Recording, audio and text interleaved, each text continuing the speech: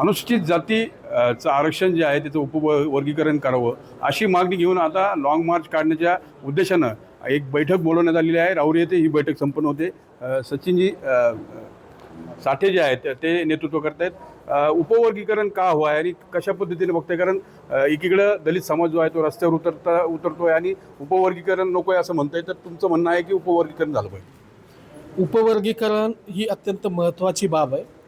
अनुसूचित जातीच्या 59 जातींना एकत्रित आरक्षण असल्यामुळे ज्या ज्या शहाण्या आणि चतुर जातींनी त्याचा लाभ घेतला आणि त्यांनी जर लाभ घेतलेला आहे, पण त्यांनी त्या लाभाच्या अनुषंगानं तो प्रचार आणि प्रसार करून इतर सगळ्या जातींना शहाणं करायला पाहिजे होतं. पण एकट्यानं खाल्ल्यामुळं त्यांचं प्रचंड मोठ्या पद्धतीची प्रगती झाली.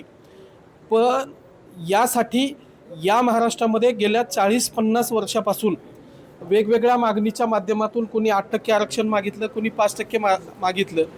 पण आज या ठिकाणी याच्यात अभ्यासातून आणि निकषातून ही मागणी समोर आलेली आहे की या एकत्रित आरक्षणामुळं इतर सगळ्या 59 जातींचं 58 जातींचं मोठं नुकसान झालेलं आहे. आणि म्हणून आज ही मागणी जोर धरू लागली.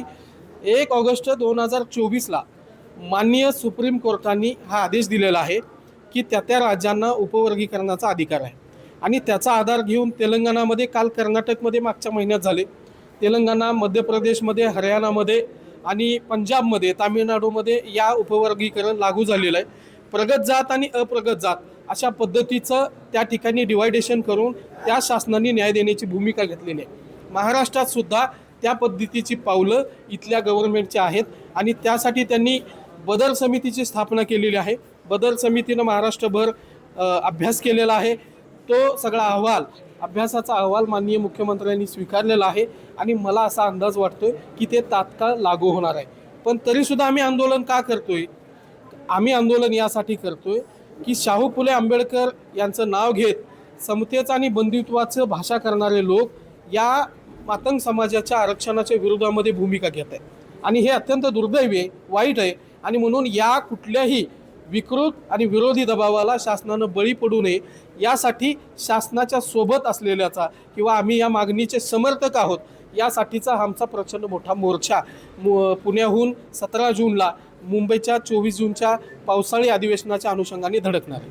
एकंदरीत बघितलं न्यायालयीन लढाईकडे कसं बघता? कारण तुम्ही जे आरक्षण मागतायत मुख्य 4 गोष्टींमध्ये आरक्षण हवं आहे. त्याचं राजकीय आरक्षण जे आहे ते केंद्राच्या हातात आहे. मग इतर आरक्षणाबाबत काय भूमिका न्यायालयाची जी भूमिका आहे, प्रामुख्याने माननीय सर्वोच्च न्यायालयाने जो निकाल दिलेला आहे त्यामध्ये प्रथमतः शैक्षणिक आणि सामाजिक विकास व्हावं या उद्देशानं या न्यायालयाच्या प्रक्रियेमध्ये आरक्षण हा विषय मूळतः आलेला आहे.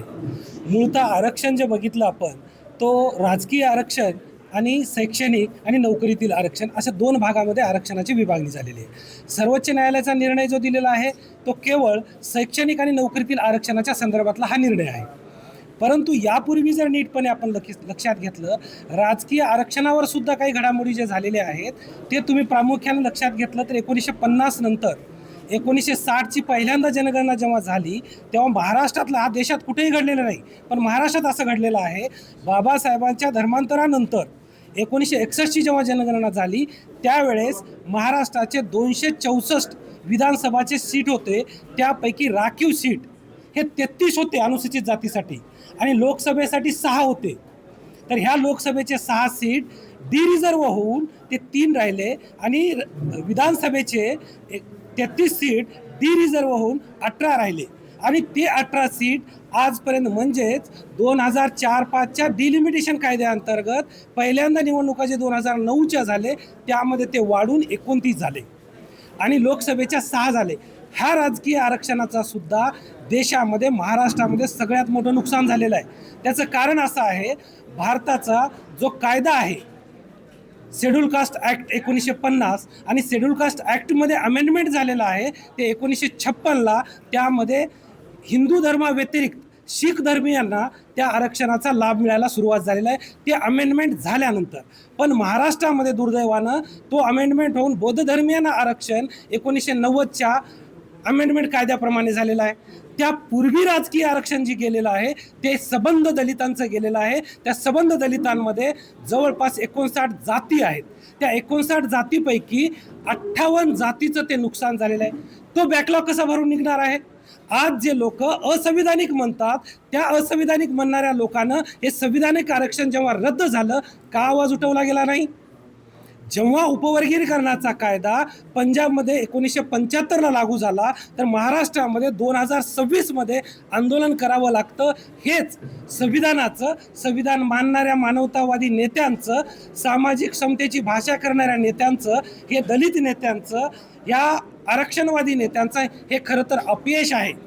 महाराष्ट्राच्या महापुरुषांना संबंध देशाला समता आणि सामाजिक न्याय दिलं, आणि या समता आणि सामाजिक न्याय देणाऱ्या महापुरुषाच्या राज्यामध्ये सामाजिक न्यायासाठी नव्यानं संघर्ष करावा लागतं. या 56-59 जातीच्या गटातले जे उपेक्षित वंचितांना संघर्ष करावा लागतं, ही खरी दुर्दैवाची बाब आहे. आणि याचा जो अपयश- सामाजिक न्याय आहे तो प्रस्थापित झाला पाहिजे अशी भूमिका आहे, आणि याच भूमिकेवर आता आंदोलनाची तयारी जी आहे ती खरं तर आता करण्यात येते. मनोज गाडे, तर TV9 मराठी, राहुरी, अहिल्यानगर.